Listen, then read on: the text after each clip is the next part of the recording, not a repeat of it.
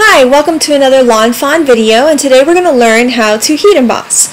So the first thing I'm going to be doing is just rubbing a static reducer, I think it's called an embossing buddy, across my paper because embossing powder can get really stuck to paper with static.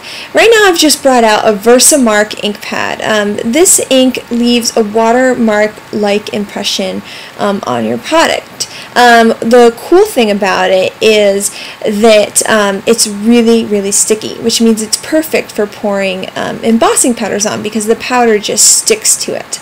So right now I'm just making sure I get full coverage. The thing about the word congratulations is there's the big L, the dot of the I, the bottom part of the G. You really have to make sure that you get everything covered because it's really easy when you're stamping to kind of miss that bottom part if you don't apply an even pressure.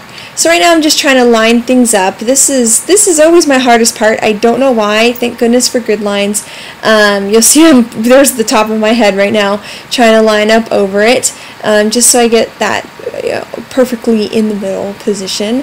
So there you go. I'm just trying to apply the even pressure, making sure every letter has been inked to the page.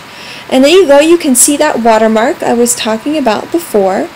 And then the next thing I'm going to get out is my embossing powder. It kind of looks like glitter, but the cool thing about this powder is that it reacts to heat, which is why it's called heat embossing.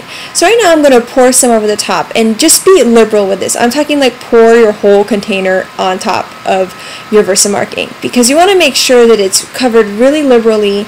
You want to make sure that nothing is missing when you begin to heat emboss.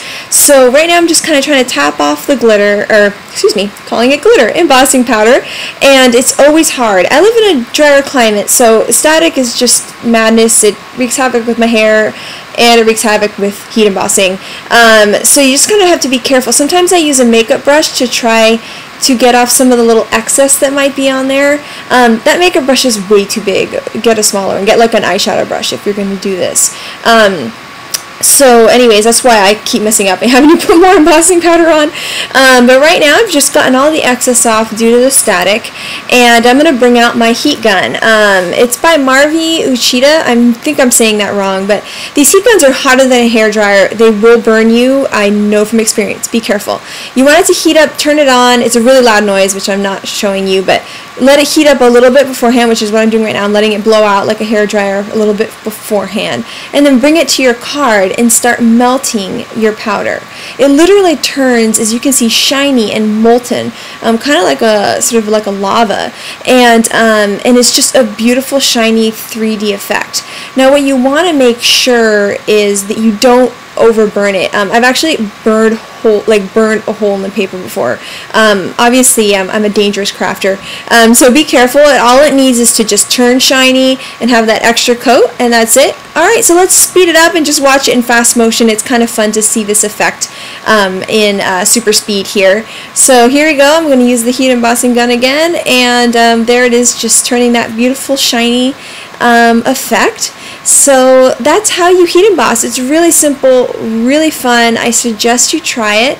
And if you would like, you can check out my blog or my shop. The links are right there. Thank you so much for watching. Have an amazing day.